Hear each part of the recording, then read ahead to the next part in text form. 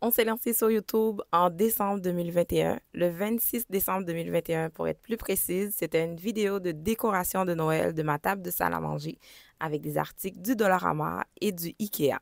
C'était mauvais comme t'as pas idée. C'est vraiment pas la meilleure des vidéos, mais il fallait commencer quelque part avec ce qu'on avait comme matériel, avec ce qu'on avait comme connaissance, et je suis super fière de cette vidéo-là parce que tout le monde a participé comme d'habitude, et aussi parce que sans cette vidéo-là, on serait pas rendu où on est aujourd'hui. On est rendu à 260 vidéos sur notre chaîne, incluant les shorts. Comme tu as pu le voir dans le titre de cette vidéo, aujourd'hui, je te dis tout, tout, tout sur YouTube, toute la vérité, rien que la vérité, je le jure. Je vais te dire aussi le chemin qu'on a parcouru. Cette vidéo, c'est aussi pour souligner nos 4000 premiers abonnés, pour remercier ceux qui nous soutiennent. Ça, on y reviendra un peu plus tard parce qu'on va faire le tirage du concours qu'on a lancé il y a quelques temps. J'ai divisé la vidéo en plusieurs parties. Je vais mettre les chapitres dans la description, comme ça je ne perdrai pas ton temps. S'il y a des choses qui t'intéressent plus que d'autres, tu peux aller directement dedans. On va parler du bon côté de YouTube, on va parler du moins bon côté de YouTube et on va parler du côté obscur de YouTube. Parce que oui, il y a un côté obscur de YouTube. Je vais aussi te dire combien d'argent qu'on gagne sur YouTube. Je vais te mettre derrière la caméra, derrière l'écran, je veux dire, puis je vais tout te montrer en toute honnêteté, en toute transparence. Si jamais tu découvres notre chaîne à partir de cette vidéo, en passant, mon nom est Daphné, je suis maman de 3 enfants. Mon mari est d'origine guinéenne, moi je suis d'origine haïtienne. On vit à Montréal, au Canada. On a du contenu quand même assez varié sur notre chaîne autour de la vie de maman et la vie de famille. Si jamais ce genre de contenu t'intéresse, va faire un petit tour sur la chaîne, puis après tu pourras t'abonner. On sera très heureux de t'avoir parmi nous. En passant, cette vidéo n'a pas du tout été scriptée. Pour moi, c'est un gros défi parce que dans la vie, je suis une personne très structurée. Mais j'ai quand même mis des points là, de choses que je voulais aborder avec toi. Je vais essayer de pas trop aller n'importe où. Mais si jamais tu sens que je m'égare, reste avec moi, OK? Le premier point positif de YouTube, c'est toi. Toi qui nous regardes, toi qui like nos vidéos. Mon Dieu, j'ai une petite émotion. Attends une minute. Toi qui nous regardes, toi qui commente nos vidéos, qui like nos vidéos, c'est vraiment ça le côté positif de YouTube parce que tu nous aides, tu nous permets de bâtir une communauté et c'est ça que je voulais quand je me suis lancée sur YouTube. Alors merci d'être là, merci de nous avoir choisis. Je dis toujours merci de nous avoir choisis parce que tu as plein de choix sur YouTube. Nous, on est une petite famille bien ordinaire, on fait rien de super compliqué, on n'a rien à te vendre, on n'a pas de luxe chez nous, on est du monde bien ordinaire. Fait que quand je sais que vous venez nous regarder, vous regardez notre contenu, moi, ça me touche vraiment beaucoup parce que franchement, c'est exactement ça que je voulais sur YouTube. Il y a des abonnés qui sont actifs, qui laissent des commentaires. Il y a des abonnés qui sont plus discrets, qui viennent me rejoindre sur Instagram. En passant, merci pour la confiance que vous me faites. En me partageant vos histoires sur Instagram, ça me touche vraiment énormément. Vous savez pas à quel point des fois je suis comme, mon Dieu, mais je peux pas croire que les gens me disent des choses comme ça. Ça me touche vraiment beaucoup parce que moi, dans la vie, je suis enseignante, oui, mais je suis intervenante psychosociale. Fait que je sais pas si à travers l'écran, vous sentez que vous pouvez avoir confiance en moi, puis que vous m'envoyez des courriels, des messages sur Instagram, mais à chaque fois que je reçois ça, je reçois toujours avec gratitude. En passant, c'était mon petit moment hashtag gratitude dans la vidéo, OK? Je le prends toujours avec beaucoup de gratitude parce que, tu sais, vous avez pas à le faire. Puis moi, je le prends toujours, tu sais, je suis respectueuse. Puis je pense que c'est vraiment quelque chose qui est super important quand on a une chaîne YouTube comme ça, de garder cette relation-là avec notre communauté, d'avoir du respect pour vous. Puis ça, c'est quelque chose vraiment qui me touche énormément. Fait que merci de me faire confiance. Et l'autre chose aussi que j'ai remarqué souvent, c'est que c'est votre bienveillance dans les commentaires. La bienveillance de notre communauté, c'est vraiment très touchant parce que vous êtes souvent dans les commentaires. Oui, il y a des commentaires négatifs. Ça arrive pas si souvent que ça, mais il peut en avoir. Mais chez nous, je vois qu'il y a vraiment de la bienveillance dans vos commentaires. Puis ça, c'est quelque chose qui est vraiment très chouette. Je réponds toujours à tous les commentaires parce que je trouve que c'est par respect pour vous, premièrement. Et deuxièmement, c'est aussi parce que je trouve que les échanges qu'on a dans les commentaires sont très enrichissants. Donc, c'est vraiment important pour moi de répondre à vos commentaires. Il y a eu quelqu'un qui a laissé un commentaire sous la vidéo d'embolisation des fibromes. Ça m'a touché profondément parce que moi, c'est mon mari qui a trouvé l'information pour l'embolisation des fibromes pour moi dans un article du journal La Presse. Et quand j'ai mis la vidéo, c'est un jeune homme qui a trouvé cette vidéo-là et qui l'a partagée avec sa femme à son tour. Je me suis dit, regarde, ça là, si c'est pas une fin heureuse à l'américaine, là, je sais pas ce que c'est, OK? Fait que pour moi, c'était vraiment super touchant. Vous êtes tellement gentil que des fois, je reçois des affaires tellement qui me touchent que je me dis, mais non, ça se peut pas là. Tu sais, dernièrement, quelqu'un m'a envoyé une recette. Elle m'a envoyé la recette par courriel. Elle me l'a envoyée par Instagram. Je trouvais ça tellement cute. Je me suis dit, regarde, fait que toi, tu es chez toi, tu te dis, hey, ça pourrait plaire à Daphné. Je vais lui envoyer. Elle me l'a pas envoyé sur YouTube, là. Elle m'a rejoint sur Instagram puis elle me l'a envoyé par courriel. Ça, là, ça vaut 1 million de dollars, OK? Pour moi, ça me touche comme t'as pas idée, là. Il y a aussi des abonnés qui sont plus silencieux. Eux autres, ils ne commentent pas, ils ne viennent pas me rejoindre sur Instagram, mais je sais qu'ils sont là. Donc, peu importe dans quelle catégorie que t'es, merci d'être là. Je dis toujours que je ne veux pas donner de nom parce que j'ai peur d'oublier des gens, mais il y a une personne que je tiens à remercier qui était là depuis le début de notre aventure sur YouTube. C'est Junior de la chaîne L'Afro-Canadien. Junior, je ne sais pas si tu vas passer par ici, mais si c'est le cas, je veux juste que tu saches que je te remercie beaucoup d'avoir été là pour moi au début parce que tu as cru en moi quand moi-même, je ne croyais pas. Par moments, c'est lui qui me disait des choses. Il me dit non, non, non, c'est correct, continue comme ça. Puis moi, j'y croyais pas parce qu'il a beaucoup plus d'expérience que moi. Il a partagé une de nos vidéos avec sa communauté sur Facebook. Il a une super grosse communauté sur Facebook. Et moi, j'étais comme, tu sais, la petite nouvelle qui arrive. Puis j'étais juste comme, OK, c'est gentil. Je trouvais ça vraiment bien qu'il ait partagé notre contenu. Puis ça nous a amené des abonnés. Fait que ça, je peux pas passer par-dessus parce que c'est vraiment un gros geste de sa part. Puis il n'était pas obligé de le faire. Fait que merci beaucoup, Junior. Puis j'oublierai jamais ce que tu as fait pour moi. L'autre point positif de YouTube, c'est quand vous me dites dans les commentaires qu'une vidéo vous a aidé. Parce que moi, une des choses que je voulais faire sur YouTube, c'était aider les gens. Parce que je me suis lancée sur YouTube parce que, à quelque part, je voulais voir des gens qui me ressemblent sur YouTube. Le contenu que je voyais sur YouTube, c'était pas des femmes qui me ressemblaient. C'était pas des femmes qui étaient comme les femmes que j'avais dans mon entourage. Fait que je me demandais où sont ces femmes-là. Dernièrement, je suis tombée sur une vidéo d'une... non, je suis pas tombée dessus parce que je l'ai cherchée, en fait. Je suis allée sur une chaîne d'une YouTubeuse qui a comme 300 000 et quelques abonnés dans la niche de vie de maman, là. Puis j'ai été voir ses premières vidéos. Puis je suis tombée sur une FAQ qu'elle a faite, puis, il y a 4 ans à peu près. Puis elle disait qu'elle a lancé sa chaîne parce que quand elle regardait des vidéos de motivation ménage, elle voyait des chaînes américaines. Puis quand elle cherchait du contenu en français, elle n'en trouvait pas beaucoup. Bon, elle n'en trouvait pas. Je me souviens plus qu'est-ce qu'elle a dit. Puis à partir de là, elle s'est dit qu'elle va partir sa chaîne YouTube pour le faire aussi. Et moi, c'est vraiment un peu la même chose que je te dirais parce que quand je voyais les vidéos de vie de maman, je ne me reconnaissais pas dedans. Puis je me suis dit, où sont les femmes qui travaillent, les femmes qui ont, tu sais, qui prennent soin d'elles, qui s'entraînent, qui font autre chose que du ménage, du ménage, du ménage, puis des recettes, mettons. Puis je me suis dit, ben, je veux me lancer sur YouTube, puis je veux sortir du moule, là. Tu sais, je veux pas rester dans le moule de maman qui fait du ménage, puis qui fait de la bouffe. Fait que je me suis dit, on va lancer notre chaîne, puis on va faire du contenu varié. Ça vient avec vraiment beaucoup de risques parce que comme ça, tu ne peux pas, tu sais, tu peux pas genre avoir une grosse chaîne comme ça parce que l'algorithme de YouTube fait en sorte qu'il privilégie les gens qui publient tout le temps le même type de contenu parce que dans ce cas-là, c'est plus facile pour l'algorithme de YouTube de savoir à qui s'adressent tes vidéos. Alors que des gens comme moi, par exemple, qui a du contenu un petit peu trop varié, ben, on ne sait plus trop vers qui envoyer tes vidéos. Fait que les gens viendront sur ta chaîne, découvriront une vidéo, puis après ça, ils vont peut-être pas revenir après. Mais moi, je m'en fous, ça me dérange pas. Puis c'est vraiment important pour moi de montrer une autre image de la maternité, une autre image de la femme que ce que je voyais sur YouTube. Fait que pour moi, c'était vraiment ça le début de l'aventure sur YouTube. C'est ça qui a déclenché mon désir de partir notre chaîne familiale sur YouTube. À l'écran, je t'affiche mes chaînes préférées du Québec et du Canada. Si jamais tu as d'autres chaînes que tu voudrais me faire découvrir, je serais très contente de les découvrir dans les commentaires. J'en découvre quand même pas mal souvent.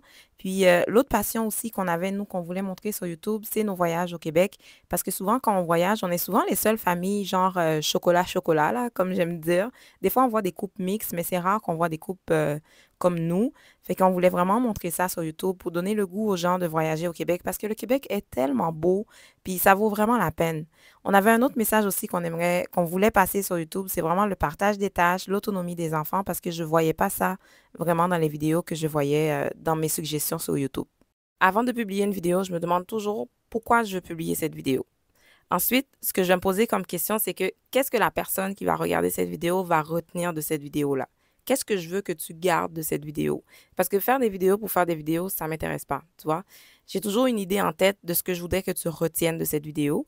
Une autre chose que j'ai toujours en tête quand je fais une vidéo, c'est ce que j'aimerais que tu ressentes en regardant cette vidéo. Quelle émotion que j'aimerais que tu ressentes en regardant cette vidéo-là? Parce que j'avais vu une citation de Maya Angelou qui était une auteure américaine. Elle disait que les gens oublieront ce que vous avez dit, les gens oublieront ce que vous avez fait, mais les gens n'oublieront jamais ce que vous leur avez fait ressentir. Puis moi, pour moi, les émotions, c'est super important. Quand je regarde une vidéo qui vient me chercher, ça me plaît, tu vois. Alors que quand je regarde une vidéo où j'ai l'impression que ça m'a fait perdre mon temps, mais ça me plaît pas. Fait que je me suis dit, sur YouTube, je veux que quand tu regardes mes vidéos, que tu retiennes quelque chose, que tu sentes une émotion. Fait que c'est souvent ça que je fais dans les vidéos. Fait que souvent, quand dans les commentaires, vous me mettez exactement ce que j'avais déjà dans la tête, je me dis, ouais, j'ai réussi. Notre chaîne est suivie majoritairement par des femmes, mais on a aussi des hommes qui nous regardent. Fait que au centre de ma démarche, il y a toujours une personne en tête ou une famille en tête. J'essaie de voir à peu près ton âge, ton pays, ton occupation. Est-ce que tu es à la maison ou est-ce que tu es une personne qui travaille? Est-ce que tu as des problèmes? C'est quoi tes aspirations et c'est quoi tes valeurs? Et le message qui est toujours au centre de toute notre chaîne, c'est l'authenticité et la simplicité. Dans un monde où tout le monde veut copier tout le monde veut se ressembler, je pense que l'authenticité est ton super pouvoir sur les réseaux sociaux et ça me fait toujours plaisir quand vous nous dites ça dans les commentaires. Ce qui fait le succès d'une chaîne YouTube, c'est pas du tout le nombre d'abonnés. Quoique je suis très reconnaissante de savoir que vous êtes 4000 qui sont abonnés à notre chaîne, mais c'est pas du tout ça le succès sur une chaîne YouTube. Si jamais tu veux aider notre chaîne à grandir, je vais te dire comment tu peux nous aider. La première des choses, c'est que quand tu regardes nos vidéos, reste le plus longtemps possible sur la vidéo. Parce que l'algorithme de YouTube, la façon dont ça fonctionne pour recommander des vidéos, c'est vraiment le watch time. Le watch time sur YouTube, c'est super important. Plus longtemps tu vas rester sur la vidéo, plus YouTube va dire, ah, ça intéresse des gens, donc je vais le présenter à d'autres personnes qui ont le même profil que toi. Ensuite, l'autre chose que tu peux faire, c'est avoir de l'engagement sous nos vidéos. En anglais, c'est comme ça qu'ils disent. Là. En français, je pense que ça pourrait être de l'interaction en dessous des vidéos. Donc, il faut que tu laisses des commentaires et il faut que tu likes les vidéos aussi. Donc, c'est pour ça que des fois, tu vas voir, je vais te dire que, oh, ben, pense à nous laisser un petit commentaire, un petit like, parce que ça nous aide beaucoup. Parce que YouTube suggère les vidéos quand il y a beaucoup de likes et quand il y a des commentaires aussi. Je t'ai préparé un petit visuel pour te montrer à quoi ça ressemble. Donc, quand on publie une vidéo sur YouTube, l'algorithme va le présenter à ton public cible d'abord. Ça peut être tes abonnés ou non, parce que malheureusement, dans l'algorithme de YouTube, il y a ça, c'est pas tous tes abonnés qui reçoivent tes notifications. Dis-moi dans les commentaires, toi, est-ce que tu reçois nos notifications? Si ce petit groupe de personnes réagissent bien à ta vidéo en restant assez longtemps, en likant, en commentant, en s'abonnant ou en partageant, dans ce cas-là, YouTube va le proposer à un plus grand nombre de personnes. Et si ces personnes-là, à leur tour, réagissent bien aussi à ta vidéo, là, ils vont le présenter à un plus grand, plus grand, plus grand, plus grand. Mais sinon, des fois, ça peut arriver qu'une vidéo parte très lentement. On a eu une vidéo que ça a fait ça avec. Donc, ça va partir très lentement parce que YouTube cherche un public pour cette vidéo-là. Mais généralement, si les gens ne réagissent pas bien, ta vidéo est morte. On a commencé notre aventure avec un public majoritairement de la France. Alors, coucou les Français qui nous regardent. Merci beaucoup d'être là. Et on a commencé tranquillement dernièrement à avoir un petit peu plus de public du Canada qui nous regarde. Coucou les gens du Québec qui nous regardent. En passant, nous, on parle beaucoup, tu sais, on vit au Québec. Moi, j'ai pas du contenu qui rejoint, tu sais, tout le temps toutes les mamans. Souvent, on parle des choses qui sont au Québec. Donc, si jamais, tu sais, des fois, tu vas voir nos vidéos, tu vas dire, ah non, moi, c'est pas vraiment mon genre de vidéo parce que ça me rejoint pas, parce que c'est pas ta réalité. Je comprends tout à fait. C'est vraiment, c'est correct, là, tu vois. Mais pour toi qui es au Québec, qui nous suit, si jamais tu vois que nos vidéos pourraient intéresser une personne de ton entourage, je t'invite à partager la vidéo avec elle. N'hésite jamais à nous laisser dans les commentaires tes suggestions de vidéos. Si tu as quelque chose de positif, si tu as quelque chose de négatif à dire, n'hésite jamais à le faire. Moi, je n'ai aucun souci avec le négatif. Comme j'ai dit tantôt, il faut juste que ça soit fait dans le respect. Maintenant, on va parler du côté négatif de YouTube parce que oui, il y a du négatif. Le premier côté négatif, je te dirais, c'est que, tu sais, on travaille super fort pour nos vidéos. Tous les créateurs de contenu vont te le dire. On travaille très fort pour tout ce qu'on fait, tout ce qu'on met sur les réseaux sociaux. C'est du travail qu'il y a derrière ça. Tu sais, tu le fais, puis tu as peu de vues, par exemple. Tu sais, tu fais une vidéo, tu as comme 42 vues sur ta vidéo. C'est un petit peu décevant parce que toi, dans ta tête, c'était pas ça le plan. Mais pour moi, YouTube, c'est une super belle école. Fait que des fois, quand on a des vidéos qui performent moins, c'est que ça te permet de te remettre en question, de te dire, OK, qu'est-ce que j'aurais pu faire différemment? On a aussi le fait que oui, peut-être que la vidéo n'est pas tombée devant le bon public aussi, là, parce que ça, c'est des choses qui peuvent arriver. Parce que l'algorithme de YouTube est quand même assez complexe. OK? Puis je pense que même les experts de YouTube ne comprennent pas tout à fait YouTube. Parce qu'il y a une fille, je pense que j'ai déjà dit dans une vidéo, il y a une fille qui donne des conseils sur YouTube et tout ça, comment réussir sur YouTube. Elle a une chaîne de vlog, puis sa chaîne de vlog ne performe pas tant que ça. Tu sais, elle fait moins de vues que plusieurs petites chaînes sur YouTube, là. Puis je me dis, c'est cette fille-là que les gens payent de l'argent pour leur montrer comment faire une chaîne YouTube. Fait qu'il y a quelque chose qui va pas, là. Fait que moi, je comprends pas tout à fait l'algorithme de YouTube. C'est quand même assez complexe.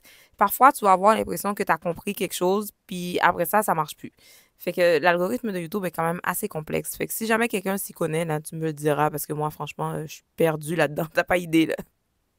Parlant de performance, justement, l'autre point négatif de YouTube, c'est vraiment la pression de la performance. Tu as l'impression que chaque vidéo que tu vas mettre va être une vidéo qui doit exploser, là, tu vois. On est tous souvent à la recherche de la vidéo virale, la vidéo virale. En passant, une vidéo virale, ça peut tuer une chaîne. En passant, au début de notre chaîne, pour de vrai, je pense qu'on a une vidéo qui nous a mis vraiment, tu sais, qui nous a donné beaucoup de visibilité, oui, mais ça nous avait vraiment fait mal au début, là. Mais bon, ça, c'est une autre histoire. Mais le côté de la performance, je te dirais, c'est vraiment très dangereux parce que ça peut mener au burn-out. Parce qu'on aime le high que ça fait, là. Quand tu as une vidéo qui a beaucoup de vues, tu vois le nombre d'abonnés qui augmente, tu es vraiment dans ce high-là, là. J'avais fait un short là-dessus en passant. Si jamais je le trouve, je te mettrai le lien, là. Mais c'est un high qui est vraiment le fun, là. Mais si tu continues comme ça, ce qui va arriver, c'est que tu vas juste craquer à un moment donné. Parce que les vidéos, oui, il faut en faire, mais tu sais, on travaille, on a des enfants, on a une vie. Fait que tu peux pas juste, à part si, mettons, la création de contenu, c'est ta vie, là, c'est autre chose. Mais pour nous qui travaillons de 9 à 5 quelque part, là, tu peux pas juste vivre de YouTube. Fait que faire des vidéos pour vraiment rester sur ce high-là, ça peut vraiment causer un burn-out. L'autre chose qui peut causer le burn-out aussi, c'est le fait de faire tout le temps les mêmes choses. Parce que l'algorithme de YouTube aime qu'on présente le même type de contenu. Parce que comme ça, c'est plus facile pour YouTube de savoir à qui présenter des vidéos. Fait que c'est pour ça que des fois, tu vas voir une petite chaîne peut exploser facilement parce que la personne fait le même type de contenu. Mais à un moment donné, c'est redondant. Nous, la première vidéo qui a fonctionné sur notre chaîne, c'était une vidéo de lavage de cheveux de ma fille. Parce que je voulais vraiment montrer que, tu sais, c'est pas comme sur les réseaux sociaux, là, que tu vois que les gens lavent les cheveux des enfants, qu'ils pleurent pas, que, tu sais, tu vois la fille fait ça alors que chez toi, c'est pas comme ça que ça se passe. Puis je pense que quand on a fait cette vidéo-là, ça a vraiment plu à des gens. Et j'aurais pu continuer. Il y a des gens qui me disaient, oh, mais continue à faire des vidéos de cheveux. Écoute, oui, on est trois filles chez nous, mais à un moment donné, ça, je fais vite le tour, là. Tu comprends? Fait que je veux pas faire ce genre de choses-là. Je veux pas que l'algorithme de YouTube me mette dans une espèce de moule comme ça. Parce que après ça, une fois que tu as fait le tour, ben, tu deviens découragé. Puis c'est pour ça que des fois, il y a des gens qui craquent. J'ai vu dernièrement en anglais, il y a des grosses chaînes où les gens ont carrément craqué, quoi. Parce qu'à un moment donné, tu es tanné de parler tout le temps de la même chose. Quand on se lance sur YouTube, on devient monteur, on devient infographe, on devient réalisatrice, on devient caméraman, on devient scripteur. À un moment donné, ça fait vraiment énormément de pression. Dernièrement, en anglais, je regardais des vidéos, puis ils parlaient du storytelling. Tu sais, ils disaient que, oh, comment tu dois bâtir tes vidéos pour garder les gens intéressés et tout. Mais le storytelling, là, ça s'apprend. Tu sais, les scripteurs, les gens qui écrivent les séries qu'on regarde, par exemple, ils vont dire, regardez telle série, quand vous regardez telle émission, regardez comment telle émission se présente. Oui, mais ces gens-là, ils sont allés à l'école pour ça. Moi, je suis juste prof dans la vie. Je suis pas un scripteur. Fait que je peux pas scripter mes vidéos comme d'autres personnes le font. Puis pour nous, les petits créateurs de contenu, là, c'est vraiment pas évident. C'est trop de pression. La gestion du temps, c'est vraiment un gros danger aussi sur YouTube parce que quand on travaille, on a une vie à côté aussi, donc c'est pas toujours évident de trouver du temps pour créer du contenu, mais c'est important aussi de prendre des pauses. Moi, on a pris 2 pauses, je pense, sur YouTube depuis qu'on a commencé. C'était avant la rentrée scolaire parce que la priorité revient aux enfants. Nous, on n'est pas des YouTubeurs, on gagne pas notre vie avec YouTube, là. Donc, pour moi, c'était vraiment important de mettre la priorité là où c'est important, qui était de préparer la rentrée scolaire. Donc, on a fait une pause à ce moment-là. Et dernièrement aussi, à Pâques, on a pris une pause aussi parce que, franchement, tu sais, c'était Pâques, là. Puis, on a eu des grosses semaines avant ça. Donc, pour nous, c'était vraiment un moment où il fallait vraiment prendre une pause. Puis, c'est correct aussi de prendre des pauses. Fait que oui, on a la pression de performer, de mettre des vidéos en ligne et tout, mais il faut que tu sois à l'écoute de toi-même, à l'écoute de ta vie de famille aussi, au rythme de la famille, au rythme de ta vie aussi.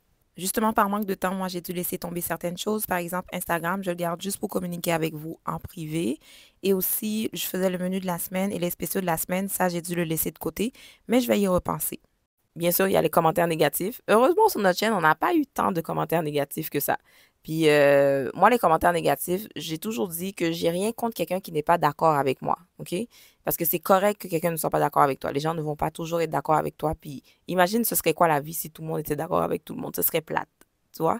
Mais la seule chose, c'est que moi, je veux que ça soit fait dans le respect. Je peux dire à quelqu'un que je suis pas d'accord avec toi, en autant que ça reste respectueux.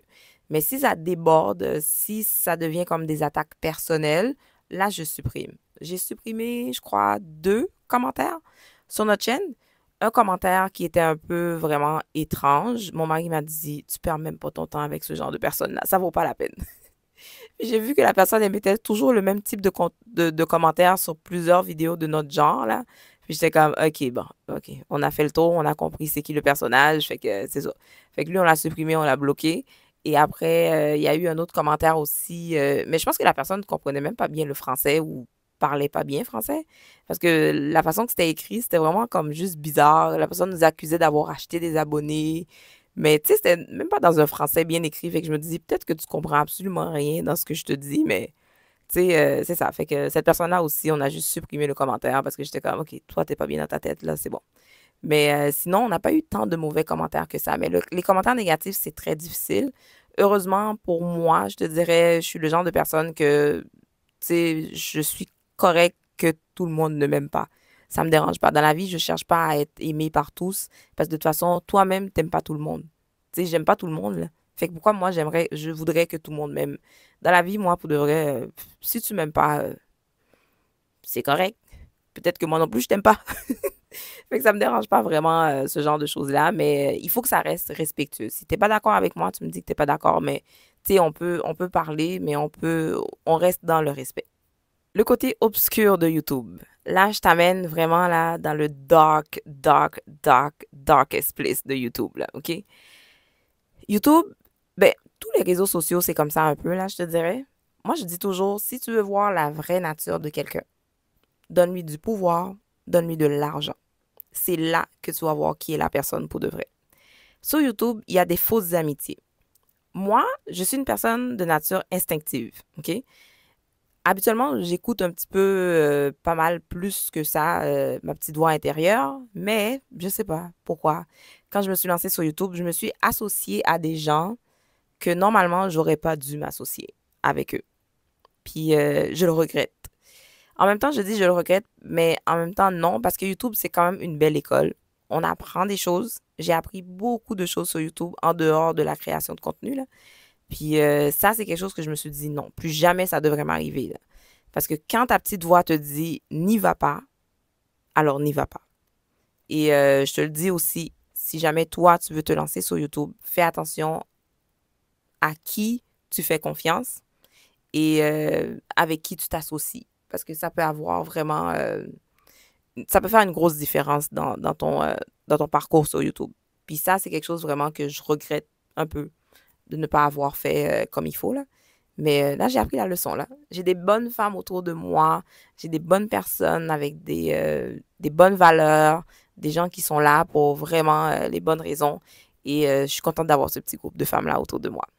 Et maintenant, c'est le moment du tirage. On fait tirer le livre Nous sommes tous des féministes. Chez nous, la lecture, c'est super important. Mon mari et moi, tous les deux, on est profs de français. Fait que les enfants, ils avaient comme pas le choix de lire, là, tu vois. Et à l'école aussi, c'est obligatoire, la lecture. Donc, ce livre-là, c'est un livre qui a très bien fonctionné chez nous. J'espère que ce sera le cas chez toi aussi. Si jamais tu n'as pas gagné aujourd'hui et que tu aimerais te procurer ce livre-là, si jamais tu es au Canada, ben au Québec, moi, je l'ai acheté sur le site de Renaud-Bré. Je ne l'ai pas trouvé en version papier sur Amazon, mais Renaud-Bré, ils l'ont. Donc, pour les autres personnes dans d'autres pays, vous laisserez dans les commentaires si jamais vous trouvez ça ailleurs, là. Mais sinon, pour nous au Québec, Renaud-Bré, tu vas pouvoir le trouver sur Internet. C'est un livre que je t'invite à lire en famille avec tes enfants, tes garçons, tes filles, ton chéri et avoir une belle discussion en famille après. Comme le dit l'auteur, on doit élever nos filles différemment, mais on doit aussi élever nos garçons différemment.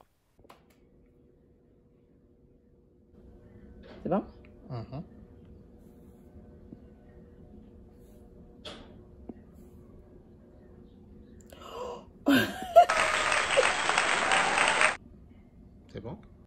félicitations à toi, Diallo, Diallo 1, excuse-moi. Donc, on te donne jusqu'au 12 mai pour nous envoyer ton adresse par courriel et après, je t'enverrai le livre par la poste. Fait qu'on attend de tes nouvelles. Pour la prochaine partie de la vidéo, je t'amène derrière l'écran. Je te montre combien on gagne sur YouTube. Il y a plusieurs façons de gagner de l'argent sur YouTube. On peut gagner de l'argent avec les publicités que tu viens de regarder sur notre chaîne présentement. Et évidemment, les publicités ne sont pas montrées à tout le monde et tous les pays n'ont pas le même pouvoir d'achat. Donc, ça fait en sorte que les publicités ne rapporteront pas le même montant à chaque fois, dépendamment où nos vidéos sont vues. L'autre façon de gagner de l'argent aussi sur YouTube, c'est avec les shorts. Mais avec les shorts, je t'avoue honnêtement que c'est pas vraiment énormément d'argent qu'on gagne avec les shorts, tu vois. On a gagné 13 sous avec les shorts dans les 28 derniers jours. Donc, tous les gens le disent, les shorts, c'est pas nécessairement ce qui va te ramener le plus d'argent. Ensuite, l'autre façon de gagner de l'argent, c'est avec les abonnements. On peut faire payer des abonnements aux gens à notre chaîne et ça peut nous générer des revenus. Honnêtement, moi, je trouve vraiment pas la pertinence d'être abonné à une chaîne parce que, franchement, le contenu est déjà gratuit. Je pense pas vraiment que ça soit quelque chose qui soit pertinent dans notre cas. Je vois pas c'est quoi l'intérêt de payer pour aller voir le contenu de quelqu'un qui est déjà gratuit. Mais bon, chacun son opinion, mais moi, j'en vois pas la nécessité. Ensuite, il y a les super thanks, les super stickers ou les super merci qu'on dit en français. Mais honnêtement, encore une fois, j'en vois pas la nécessité. Parce que c'est les gens qui vont volontairement te donner de l'argent pour ton contenu. Moi, je sais pas. Je veux pas demander de l'argent aux gens, là. Fait que chacun son opinion, encore une fois. Mais moi, pour nous, c'est non. Et il y a le magasinage. Donc là, c'est quand tu offres des produits aux gens qu'ils vont acheter sur ta chaîne. Quand on met une vidéo en ligne, on a le choix pour la monétisation de mettre des publicités à l'intérieur de la vidéo. Il faut que la vidéo dure plus que 8 minutes pour que tu puisses faire ça. Sinon, tu ne pourras pas le faire. Donc là, je vais te montrer, moi, comment je fais habituellement pour les vidéos. Ça, c'était une petite vidéo de 11 minutes. Généralement, je place une vidéo au début et une vidéo vers le milieu à peu près. Mais moi, j'abuse pas des vidéos, des publicités.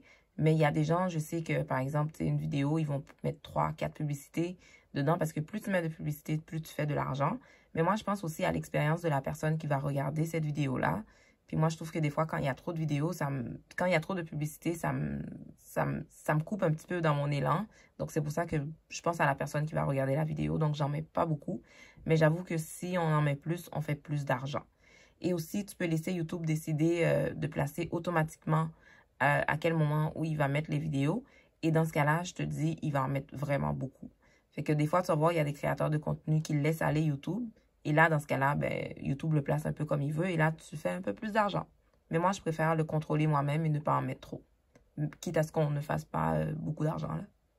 J'ai oublié 2 autres façons de faire de l'argent aussi sur YouTube. C'est soit les liens affiliés. Donc ça, tu vas voir les liens dans la description. Souvent, les gens vont avoir des produits. Et quand tu cliques dessus, la personne fait une commission. En passant, je te prépare une petite vidéo là-dessus très bientôt. Et l'autre façon de faire de l'argent aussi, c'est les partenariats. Donc les vidéos sponsorisées. Maintenant, je t'amène derrière l'écran pour te montrer nos vues. On a commencé tranquillement, comme tout le monde. Hein? On a commencé avec 0 vues le 31 décembre, comme ça. Puis après ça, ça a monté tranquillement. Après ça, on a eu vraiment un gros pic ici, qui pour moi était quand même déjà beaucoup.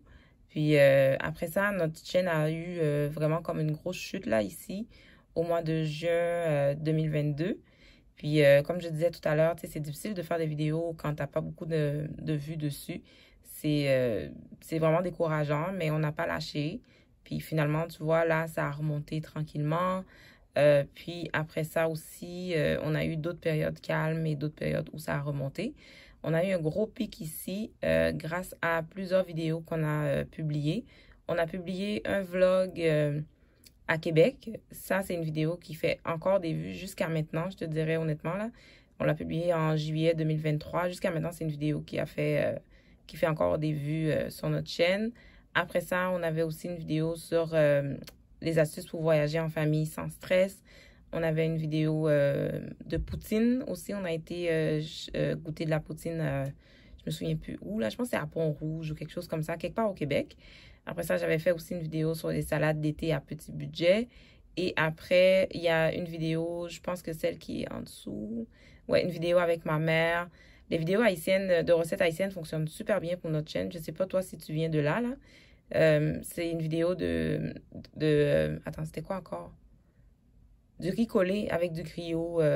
Non, c'est pas le riz collé. C'est juste le riz collé tout seul, celui-là. Donc, ça a amené, quoi? Tu sais, on avait quand même un bon 1529 vues dans une journée. Pour nous, c'est vraiment beaucoup, là, parce que tu vois, on n'est pas habitué à ce genre de visibilité-là sur YouTube, là. Fait que là, c'est ça. Donc, ça nous fait des petites choses comme ça. Et dernièrement aussi, on a une vidéo haïtienne qui est sortie récemment. Donc, ça fait quand même pas mal de vues. C'est une vidéo de Lalo avec ma mère. Donc, ça fait pas mal de vues. Quelque part là-dedans, au mois de février, j'avais publié ma vidéo sur l'embolisation des fibromes. C'est la vidéo qui a amené le plus de vues sur notre chaîne jusqu'à présent. Mais tu vois, il n'est pas dans les gros pics de notre chaîne, hein. Fait que cette vidéo-là, elle a commencé très lentement et c'est vraiment petit à petit que ça a vraiment monté. Maintenant, qu'est-ce que je pourrais te montrer? C'est les revenus. Donc, je vais passer aux revenus maintenant.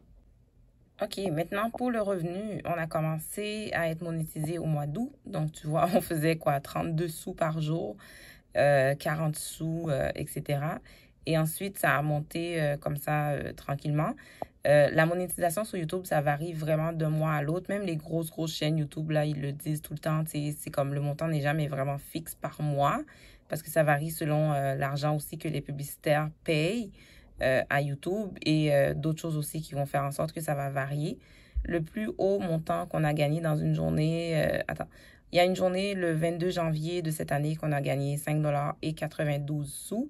Après ça, on a une journée dans le mois ici qu'on a gagné 9,33 $. Ça, c'était le 9 avril.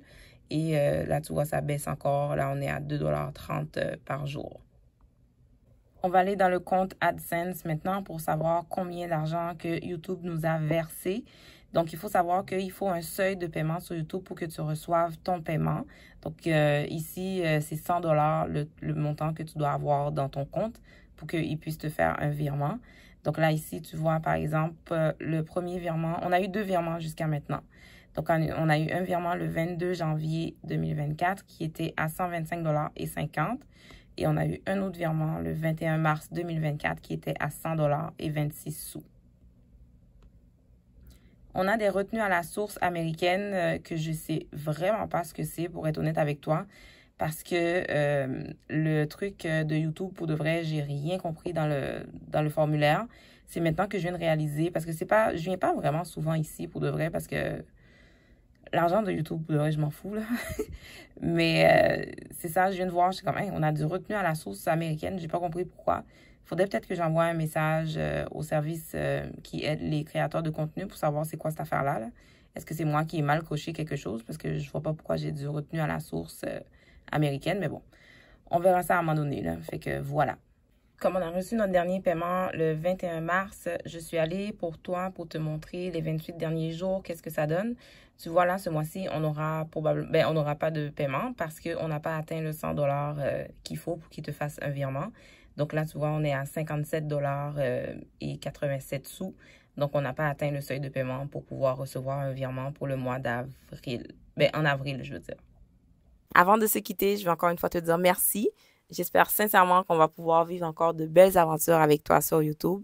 Si tu penses que notre chaîne pourrait intéresser une personne de ton entourage, je t'invite à partager avec elle. On se retrouve très bientôt dans une autre vidéo. Bye!